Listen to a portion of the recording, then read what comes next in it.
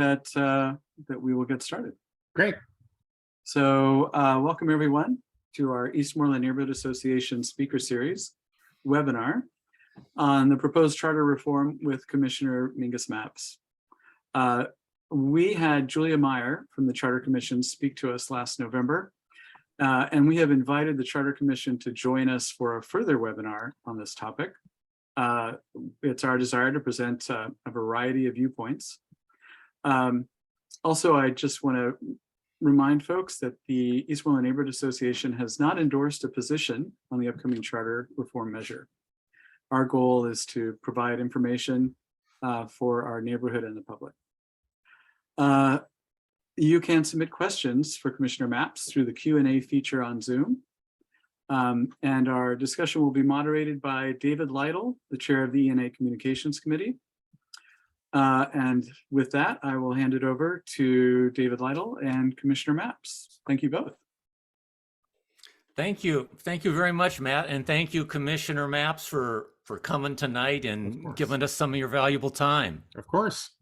For people who may not be aware of it, we've got a huge ballot measure coming up in November. It's not a little makeover. It's a massive overhaul that's proposed for our city government. It changes how many people we elect, how we elect them, what they do, what the mayor does. There's a lot of info out there for it, and a lot of people who aren't as much for it.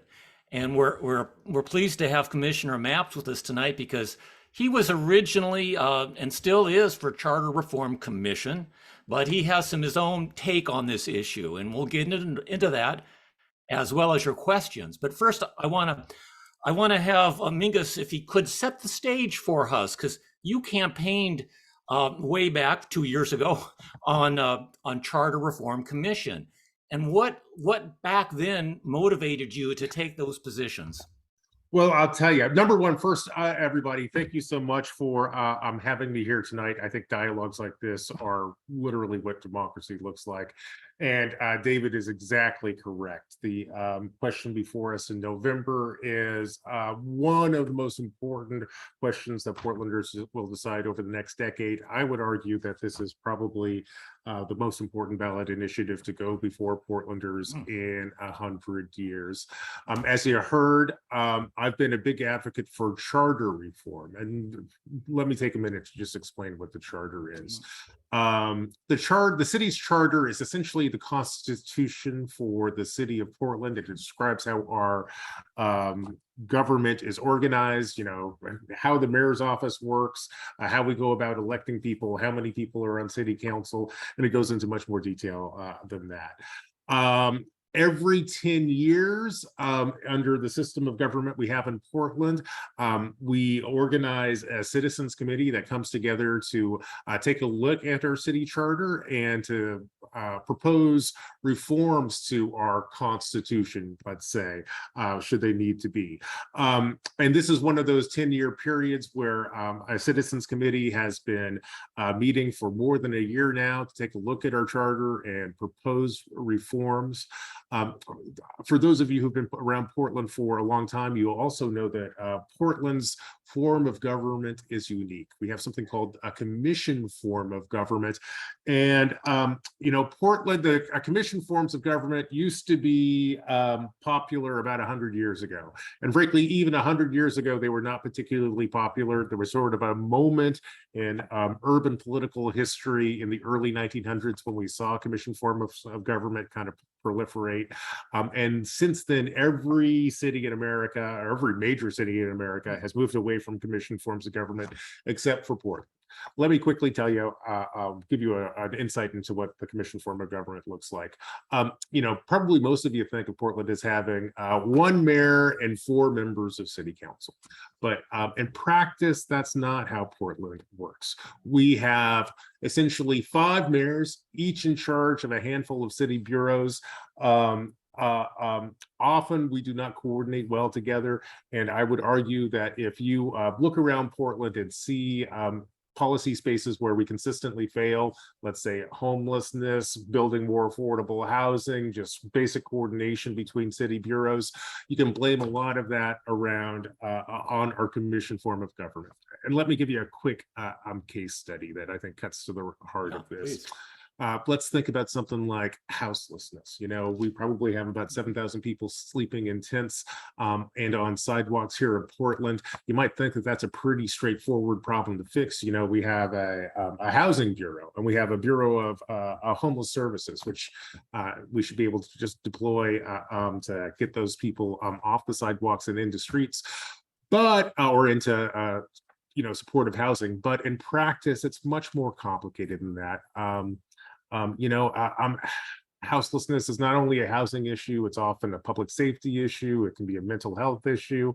One of the things, and if you're camping on a sidewalk, sidewalks in Portland are controlled by PBOT, the bureau that deals with our streets. So if you want to make an intervention with someone who's living on the streets, you have to have the commissioner in charge of PBOT bought into that plan. And if that sidewalk happens to be in a park, the commissioner of parks has some say here. So if in order to, let's say, address a houseless camp that is on a sidewalk in a park, you need to have the parks commissioner at the table, you need to have the PBOT commissioner at the table, and you need to have the commissioner in charge of the joint office at the table too. And in practice, you have to have every member of council on the same team, pulling in the same direction, and often that does not happen. And this is that's because, if I could just elaborate a little more, there's so many city bureaus, and they're sliced and diced, and each elected city commissioner like yourself has a number of those bureaus. For example, tell us, what bureaus do you have? Sure. Yeah, absolutely. I believe the city has 24 city bureaus. And a lot of them you haven't heard of. Some of them you probably have. For example, I'm the commissioner in charge of the Water Bureau. I'm also the commissioner in charge of the Bureau of Environmental Services, which you probably think of as being sewers, but our mission is much deeper than sewers.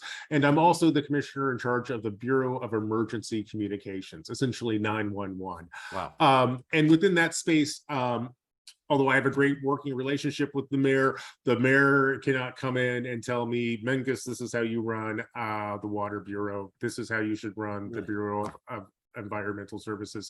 He's just one of several votes amongst council. I mean, if 3 people on council want to step in and say, Mingus, you need to deal with this policy different, you can do that. But on in Portland's form of government, city commissioners are the chief daily operating officers of major bureaus. And that's very rare. You're saying no other city does. That does not happen in America anymore. And you can imagine the coordination problems. We talked about houselessness, but I'm sure lots of people on this call have tried to get a permit out of a city hall because of some you're making some change to your house or whatnot. But we got 6 different bureaus that issue permits. They don't necessarily work together, but they all have, there's no system to coordinate them, but they do need to kind of work together. It's why it takes a year to get permits for even doing basic things.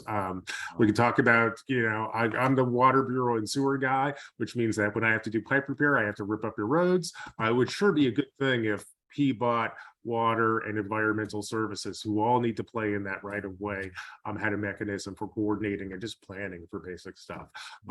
Basically impossible to do in our form of government. Wow. Okay. That's a sad fact. And I think that's one reason, don't you, why we have this momentum that we haven't had in many, many years to change that. Because I remember back in Tom Potter's day, he said, let's change this, but no one was excited about changing it. And absolutely, and I'll tell you, I'm a political scientist by training. I have my PhD in government from Cornell University. I've split my career between being in the classroom, teaching political science, especially on issues of urban politics, and the other half of my career has been a public servant. Working. I used to work for the crime prevention program for the city.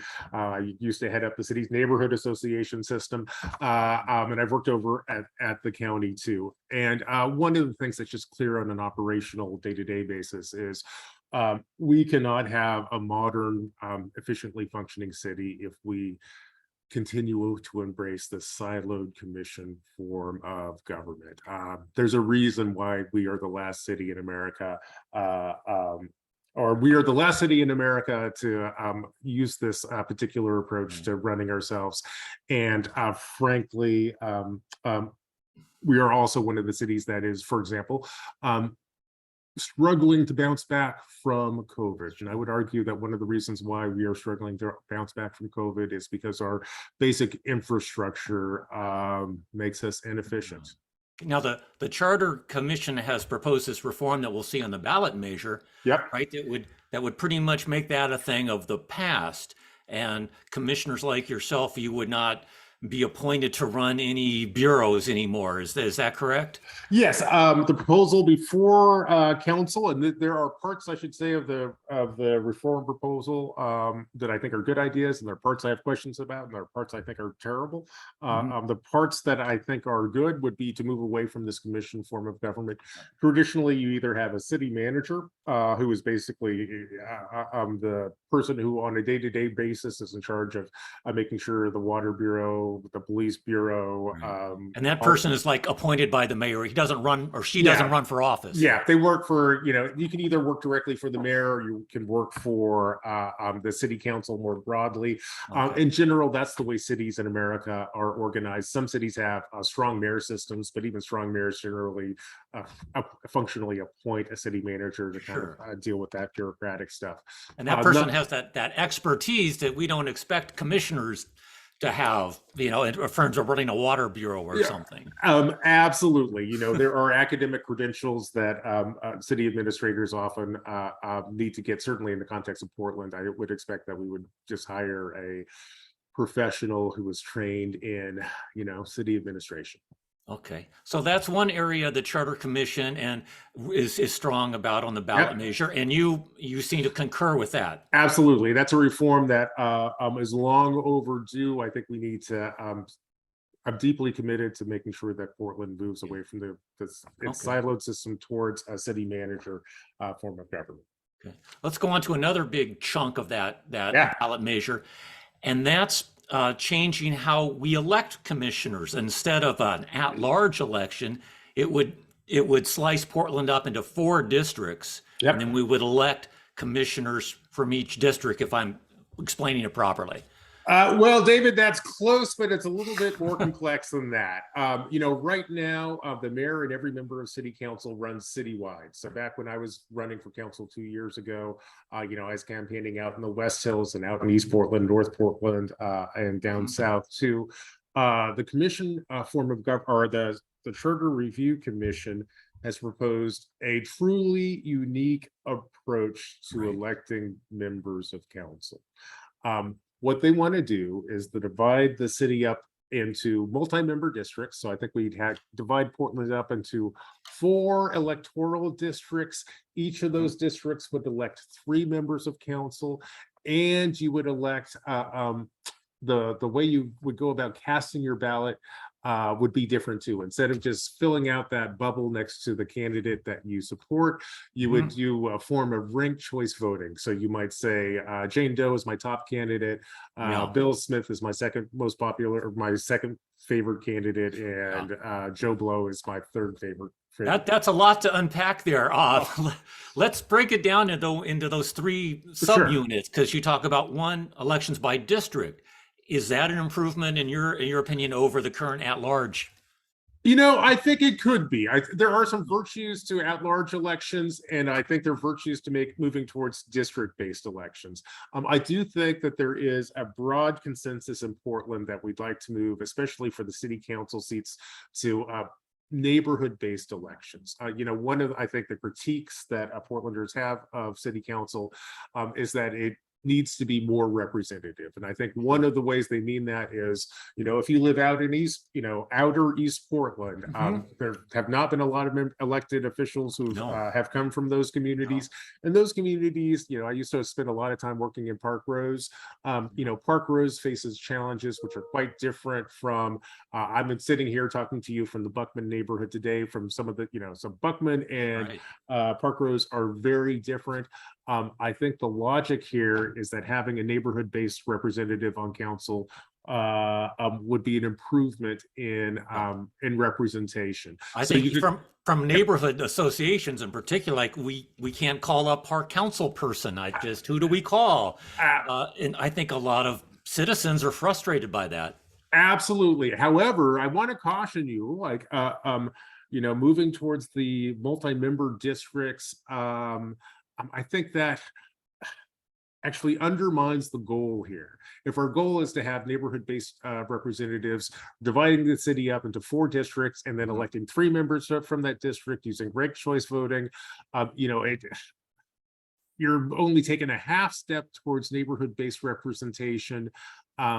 It's awfully confusing. I don't know if it actually addresses that problem that I think Portlanders are really asking us to address, which is like, who do I call about the camp down the corner or the street that continually floods at, across the street from my school.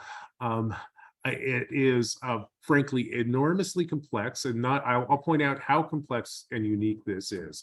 There are some political jurisdictions in America that use multi-member districts, but not many. But it's an experiment that's out there, and there are a handful of jurisdictions that use ranked choice voting. There is no city in America that uses the intersection of ranked choice voting and multi-member districts. That's just not a form of government that's ever happened in the United States before. And not only that, it's not a form of representation, or it's not a form of government that exists anywhere on the planet. So this is highly experimental. I don't think that anyone could truthfully tell you if they understand what the dynamics of this new political system is. But I'm going to go back to what you said earlier. You called it a half step. So say if we did have 3 representatives here for Southeast Portland, because we're Eastmoreland, that doesn't sound like a bad thing. Just on the surface level, there's 3 people we can call up and harangue if our streets are flooding or the sewers are backed up. No, absolutely. Although you can still call under our current form of government, you can get 4 people that you can call. What I don't think that you're guaranteed, if we just cleanly divided the city up into single member districts and you had a place-based problem, would be very clear who you call. You can imagine dividing, I think under the current system or the proposed system, you divide the city up and you'd essentially elect 12 members of council. Instead of doing this multi-membered district system, if you just divided the city up into 12 different districts, it would just be very clear who to call. That's consistently what I've heard Portlanders ask for, except for the Charter Review Commission.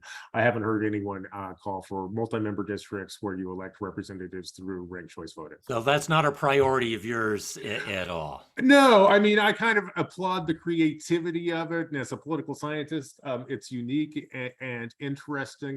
I'll tell you, as a Portlander though, and as a member of city council, I'm very solutions oriented. I can't really tell you what problem this particular form of electing members of council is fixing. I think it doesn't really get to the place-based, representation, need that Portlanders have talked about. I think it's awfully complicated, and at a time when we see Americans lose some of their faith in our electoral systems. I think transparency and clarity in how our systems work are really important. I will tell you, we've only scratched the surface in terms of how these systems actually work. It's enormously complex. If we talked about how the actual ranked choice voting works and how it's literally, I couldn't even do it. You would have to bring in someone who's literally has built this system. And I don't know if there's anyone in Portland who can really fully explain. Well, how what this would be electoral your system preferred? works. What would be your preferred alternative? Yeah, I think there's a consensus in Portland around hiring a city administrator, someone who is in charge of all 24 bureaus and has the authority to make them work together.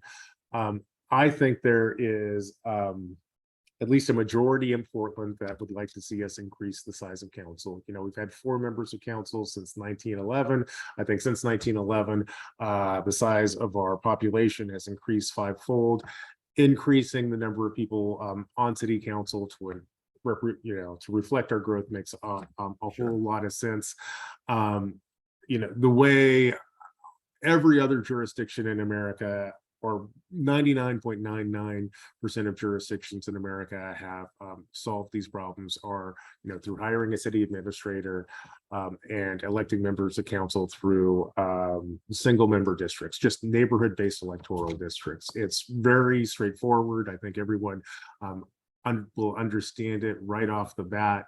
I have deep concerns about, number one, I don't think we know what the political dynamics of the new system will look like, or the proposed system that the Charter Reform Commission has looked like. And I'm not sure what problem it's actually trying to solve. And if it is trying to solve the representation problem, it's an awfully clumsy and complicated way to move from 4 members of council to 12. And I've heard that in terms of the representation, it's to get multiple points of views. And so minority candidates and ones who just might not be a couple percentage shy of winning the election, they can still get their voice heard if there's 3 people from your district. Well, I mean, yes, although I think that could cut either way. I don't think there's any particular guarantee that the voices that would be elected to this under this system would be minority voices. I'm not sure who would be elected here. I think actually, if you dig into the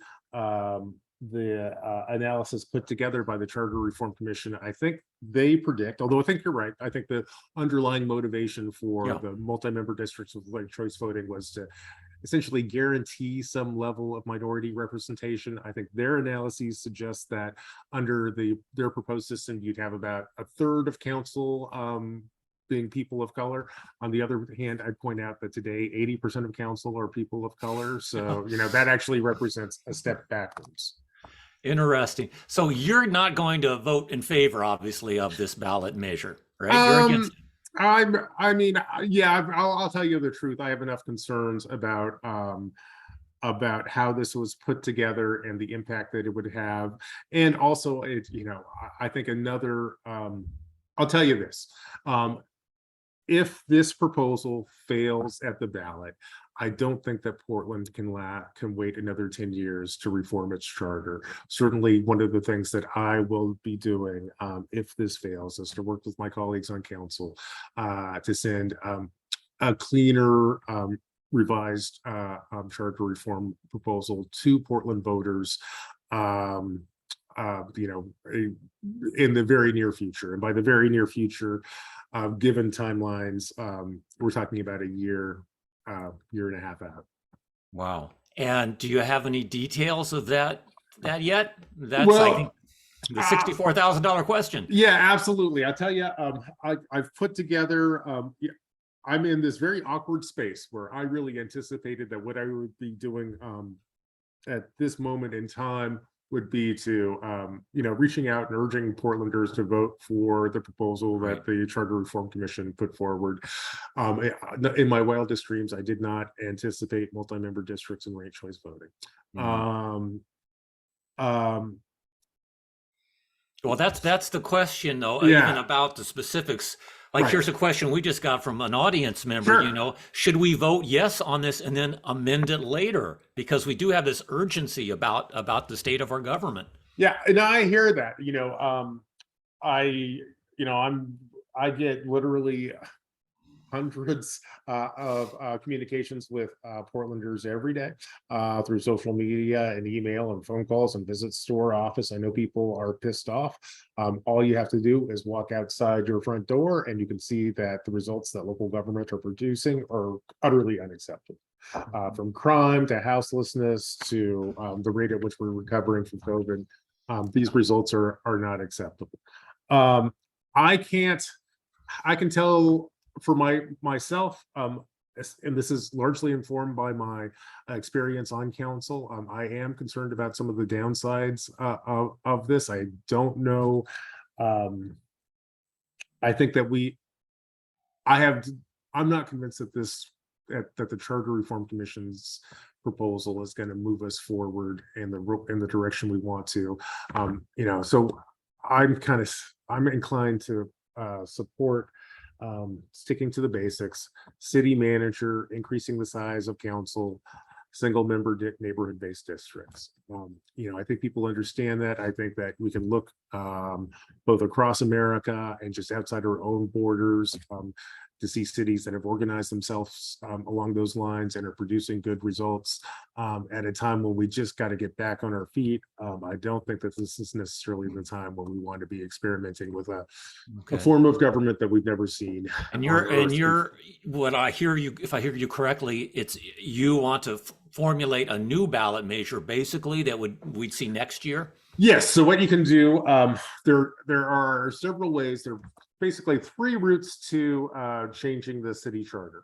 Every 10 years, we have the Citizens Committee, which comes together to propose changes. And they basically, if they have a supermajority on their committee, they can send their proposals straight to the ballot. And that's what's happened here. That's what we got now. Yeah.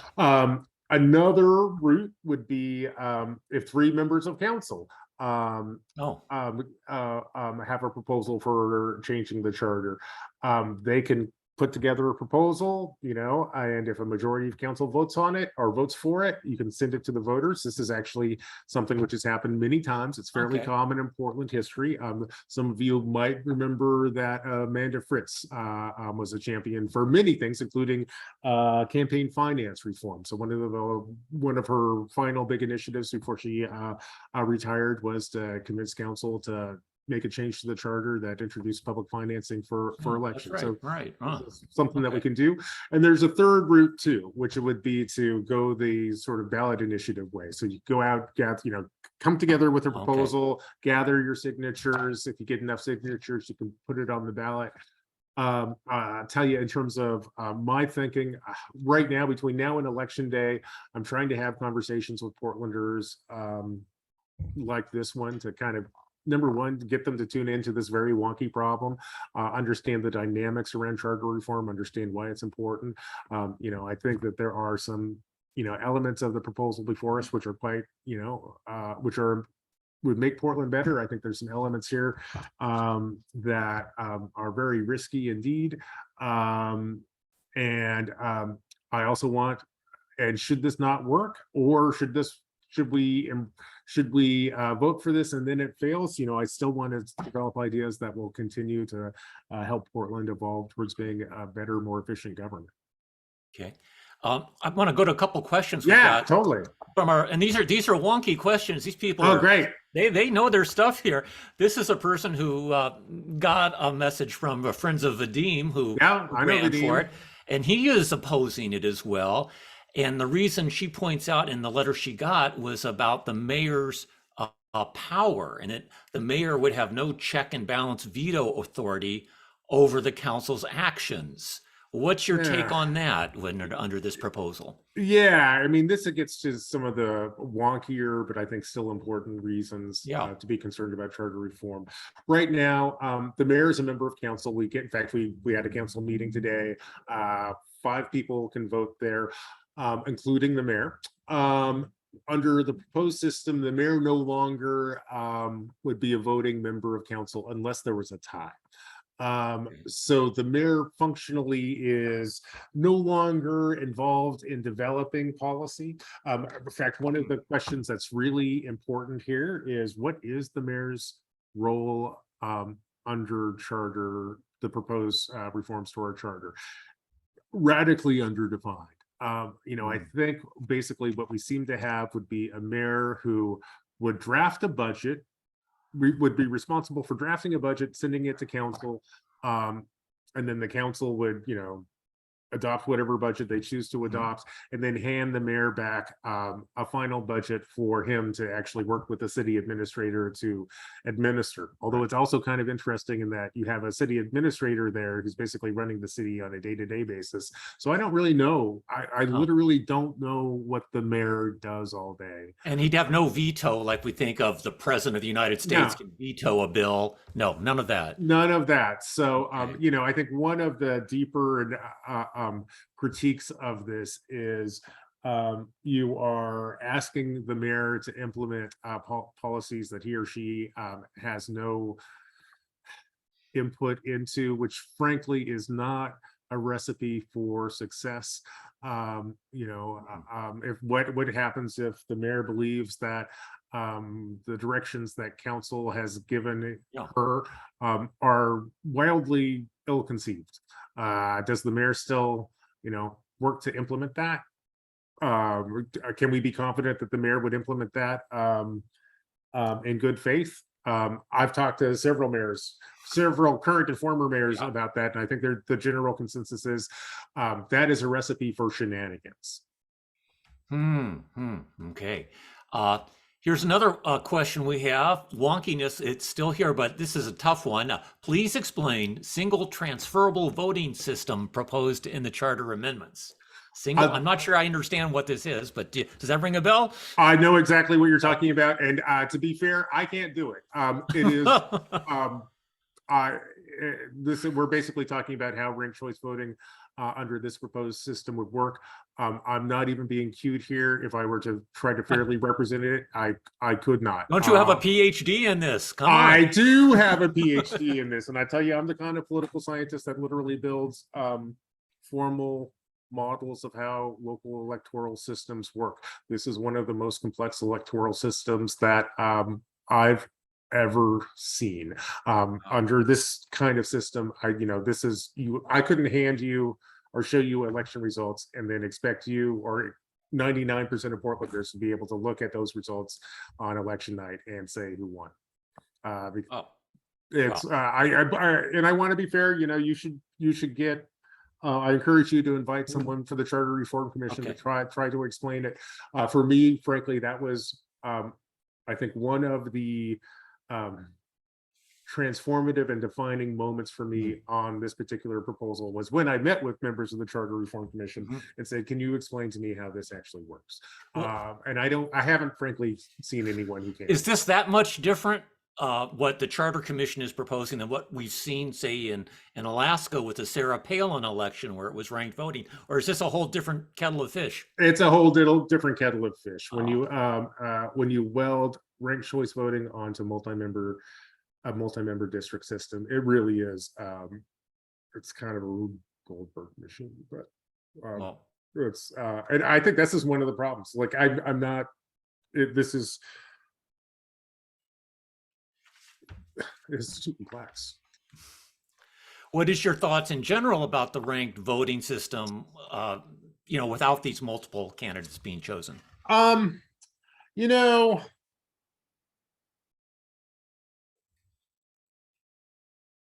think I understand. Here, I'm going to put on my political scientist hat. I think that ranked choice voting is a relatively new idea that's gained some popularity. I think the most straightforward argument for ranked choice voting is that you don't want to do both a primary election and a general election. And if it's essentially like a instant runoff. So if you want to get out of having a primary and a general election, ranked choice voting will get you there. As a candidate and someone who's been a candidate and someone who has been a close observer for local elections, I actually think the primary and general elections are really important. I think you will learn about candidates as you see them go through the primary and then into the general election. And as someone who does this work, frankly, the gauntlet and marathon of running in the primary and general, I think is actually public good. That's the most straightforward argument for it. I think there's another argument for it, which I find confusing. And this is the notion that ranked choice voting will change the tenor of campaigns because it creates these incentives for candidates to form coalitions with different folks. So you might not want to totally slam. If it were a candidate, you might not want to slam and run a negative campaign against your adversaries because you could form a coalition and whatnot. Frankly, we've had some rough campaigns in Portland, but I don't think our campaigns have been particularly dirty. My campaign itself, it was heated, let's say. I don't think that this ranked choice voting would have really changed the nature and tenor of the campaign. I think the tenor of campaigns are really in the end a product of the personality of candidates themselves. So I'm kind of suspicious of that argument, although I think that actually a lot of the motivation behind this particular proposal is to actually get this kind of behind the scenes coalition building between candidates, which also causes me some concerns. Frankly, one of the reasons why you see ranked choice voting in the real world is to address some of the toxic dynamics around partisan politics. We have, and this is exactly America as we see it today. Very polarized Republican and Democratic parties, and we just had a ranked choice voting election up in Alaska. Right. So under ranked choice voting, maybe you don't get the most polarized candidate under ranked choice voting. When you have political parties, maybe a more moderate candidate wins. On the other hand, in a place where you don't have political parties like local elections in Portland, I think it actually kind of creates some incentives to essentially invent local political parties. So you're going to form little coalitions to try to move forward. This sounds good to me. What's wrong with all that? Well, I mean, I'm not sure. I don't know. When I look at the federal government or Salem, I don't know if our current partisan dynamics are really helping us. I think actually one thing which Portland actually does get right in our local city council races is that we really aren't partisan. And I'll tell you, I meet with members of the congressional delegation in Salem all the time, and the partisan subtext which happens there is truly toxic. Bringing a version of that to City Hall would truly be tragic. Okay.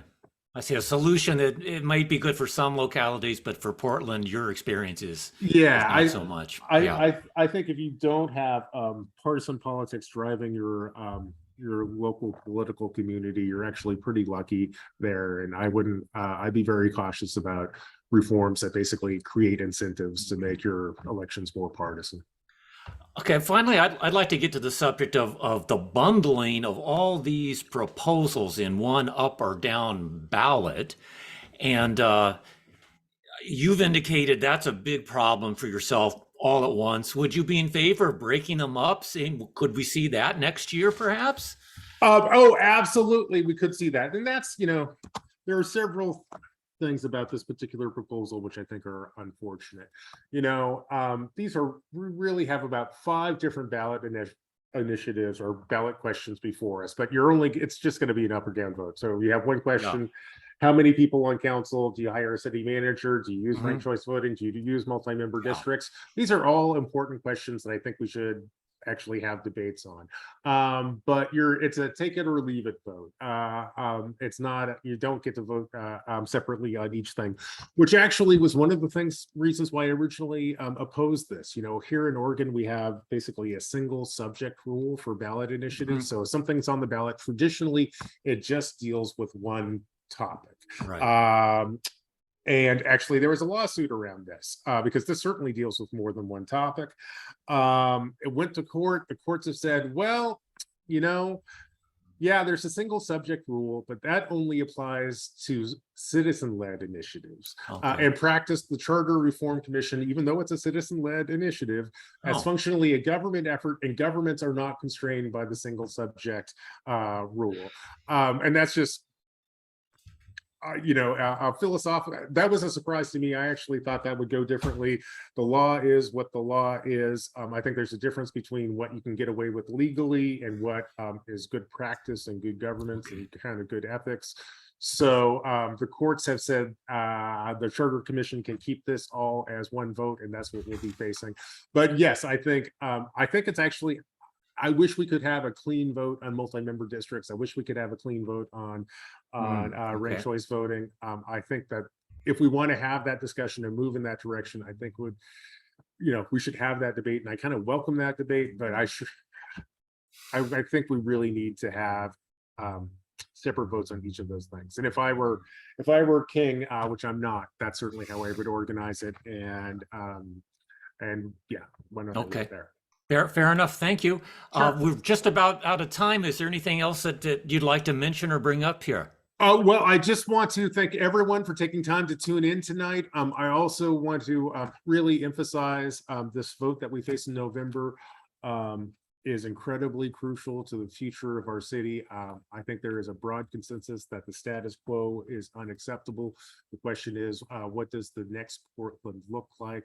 What you'll see in November is one option. I'll also let you know, I think in early October, I'll be coming out with an alternative proposal, which won't be on the ballot in November, but should the November proposal fail, I'll do my best to get it before voters in the next year. I know there are, I encourage folks to, I'm sure the Charter Review Commission has websites up. I think there's a No campaign that has information up too. I encourage you to educate yourself on this and cast your ballots in November. All right, thank you. We've got Matt back, our president of ENA, to wrap things up for us. Yeah, I want to thank Commissioner Maps for his time and a very interesting and informative webinar. And David, thank you for your excellent moderation as always. And I'd also like to thank our audience for their very thoughtful and informed questions. That's going to be the end of our webinar. Yeah, please. We might mention that we have recorded this and we will post it on our website. Yes. So if you missed the first part, because I see, sir, there were some questions that came in late by someone who probably just couldn't make the first part of it. So check it out on our website. We should have it up next week early. Great. Yeah, thank you. That's a great point. Okay, I think we're there. I'm Matt Timberlake, president of the Eastmoreland Neighborhood Association, and this has been a presentation of our speaker series. Thank you, everyone, for your participation. Thanks everybody. Bye-bye. Please have me back. This was fun.